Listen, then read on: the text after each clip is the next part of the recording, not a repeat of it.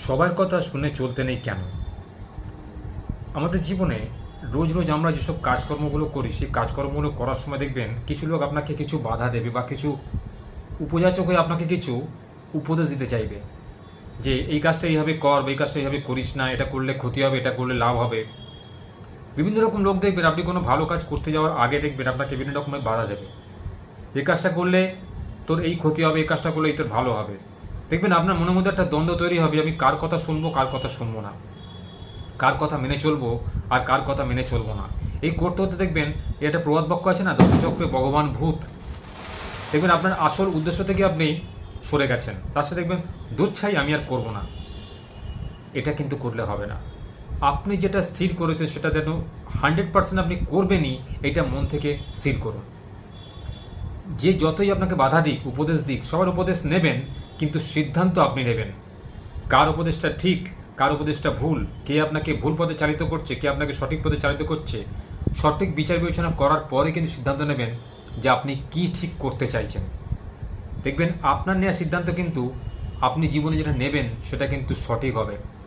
যদি অপরের কথা আপনি নেচে গিয়ে তার কথার মতো নিজের জীবনের লক্ষ্যটাকে স্থির করেন, তাহলে কিন্তু খুব ভুল করবেন। কারণ আমাদের জীবনে প্রত্যেক মানুষের লক্ষ্য কিন্তু আলাদা আলাদা, প্রত্যেক মানুষের জীবনের ধারা কিন্তু আলাদা আলাদা। একজন বড়লোক মানুষের জীবন ধারণ আলাদা আলাদা, একজন গরিবের জীবন আলাদা, একজন মধ্যবিত্ত মানুষের জীবন কিন্তু আলাদা। আর ভাগ্যটাও কিন্তু এক একজন মানুষের এক এক রকম। জানেন তো আমাদের 12 রাশি রয়েছে, তো 12 রাশি তার জন্ম লগ্ন অনুযায়ী কিন্তু তার রাশিচক্রও কিন্তু অন্যরকম হয়। আপনারা সবাই জানেন, এটা জ্যোতিষশাস্ত্রের বিষয়, যে 12 রাশির মধ্যে আবার গণ, লগ্ন, সময় রয়েছে। বিভিন্ন সময় রাশিদের বিভিন্ন রকম শারীরিক ক্ষতি হয়, অসুবিধার মধ্যে পড়তে হয়। তো প্রত্যেক মানুষের জীবনে কিন্তু একটা শুভ দিন আসে, অশুভ দিন যায়।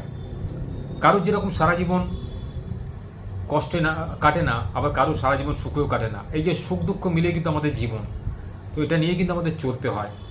দুঃখের সময় আমরা খুব ভেঙে পড়ি, পৃষ্ঠ হয়ে পড়ি যে হায় ভগবান তুমি আমাকে দুঃখ দিলে, কিন্তু সুখের সময় আমরা ভগবানকে একবারও ডাকি না, একবারও বলি না, তাকে থ্যাংক ইউ দিই না যে ভগবান তোমার জন্যই কিন্তু আমি আজকে এত বড় হলাম, এই জিনিসটা অর্জন করলাম। অবশ্যই ভগবানকে থ্যাংক ইউ জানানোর চেষ্টা করুন। ভগবান চায় আপনি উন্নতি করুন, ভগবান চায় আপনি তাকে ডাকুন, তার শরণাপন্ন হন। ভগবানের শরণাপন্ন না হলে কিন্তু জীবনে কিছু করা যায় না। কোনো কাজ যদি মন থেকে আপনি চান, ভগবানকে ডেকে দেখবে সে কাজ আপনি সফল হবেনই হবেন। আর কখনোই অপরের কথা সিদ্ধান্ত নেবেন না, সিদ্ধান্ত নেবেন নিজের।